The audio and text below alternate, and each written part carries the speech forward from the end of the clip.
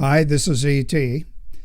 Totalitarian states, think of Nazi Germany or Communist Soviet Union, China under Mao Zedong, all demand that affections, including relations between parent and children, relatives with each other, friends, rank secondary to those of the central regime. Now, this often results in betrayals. Children betraying parents, relatives betraying friends, and so on. This is Dean Acheson, President Harry Truman's Secretary of State. He took a hard-line stand against Soviet communism during the Cold War. And this is his friend Alger Hiss, a former high-ranking official in the Department of State and in the UN. Hiss was an advisor to FDR at the Yalta Conference, which defined U.S. diplomacy for the next three-quarters of a century. In 1950, Hiss was sentenced to 5 years in federal prison for technically committing perjury, but in fact, espionage. He'd been accused by Whittaker Chambers, an associate editor of Time magazine, of being a Soviet spy during the 1930s and maybe later. Well, Acheson drew big criticism from the right wing for saying, after Hiss was convicted, these words: "I do not intend to turn my back on Alger Hiss." And this is Mike Tyson, arguably the most devastating puncher in boxing history and the youngest man ever to become heavyweight champion.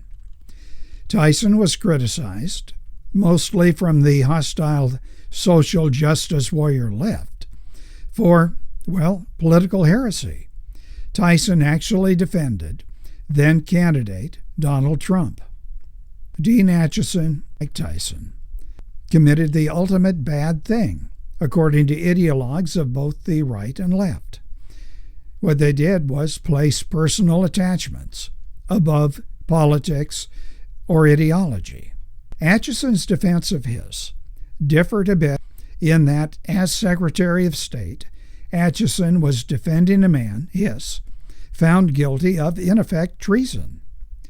But Acheson believed that Hiss was framed, and I should note here that Hiss's trial was certainly politically motivated.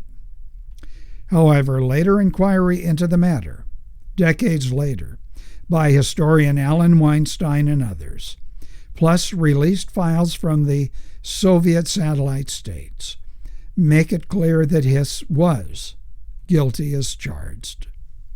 But the thing to remember is that Acheson at no time suggested that he would defend a guilty Hiss. Mike Tyson never addressed whether or not Trump's campaign behavior or remarks were or were not racist.